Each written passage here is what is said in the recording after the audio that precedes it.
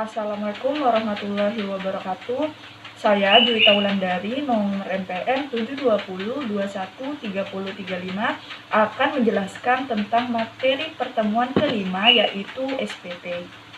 Yang pertama, pengertian SPT. SPT adalah laporan pajak yang disampaikan kepada pemerintah Indonesia melalui Direktorat Jenderal Pajak. Ketentuan mengenai SPT ini diatur dalam Undang-Undang Nomor 28 Tahun 2007 tentang Ketentuan Umum dan Tata Cara Perpajakan. Selanjutnya, fungsi SPT. Yang pertama, melaporkan pelunasan atau pembayaran pajak yang sudah dilakukan.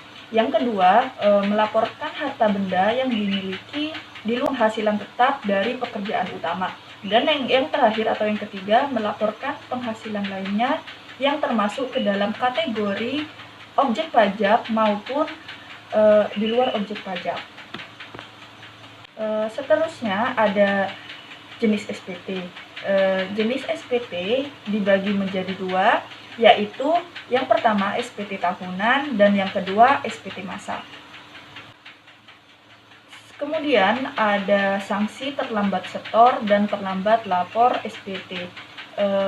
Untuk terlambat bayar atau terlambat setor, sanksinya yaitu administrasi bunga sebesar 2% sebulan, maksimum 24 bulan.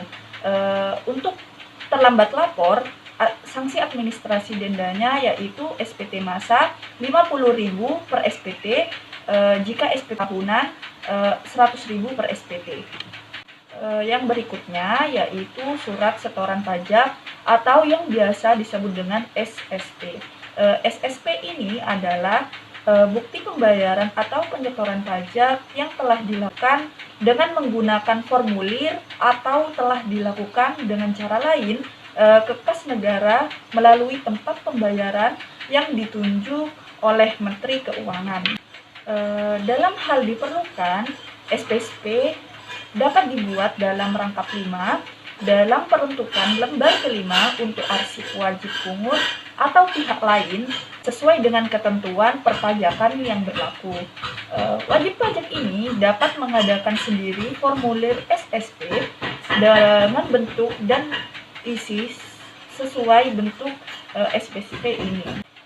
Dan satu formulir SSP hanya dapat didudukan untuk satu pembayaran jenis pajak dan untuk satu masa pajak atau satu tahunan pajak. Selanjutnya ada batas akhir untuk SPT tahunan PPh wajib pajak badan. Batas waktu perlaporan SPT ini adalah paling lambat selama 4 bulan setelah akhir tahun pajak. Tahun pajak di sini maksudnya adalah jangka waktu 1 tahun kalender, yaitu berakhir pada bulan Desember, yaitu sehingga batas waktu penyampaian SPT-nya yaitu tanggal 30 April tahun berikutnya. Yang terakhir, untuk kekurangan pembayaran pajak yang terutang itu sendiri berdasarkan SPT tahunan PPh harus dibayar lunas sebelum SPT PPh disampaikan. Baik, mungkin itu saja yang dapat saya sampaikan mengenai materi pada kali ini. Kurang lebihnya saya mohon maaf. Wassalamualaikum warahmatullahi wabarakatuh.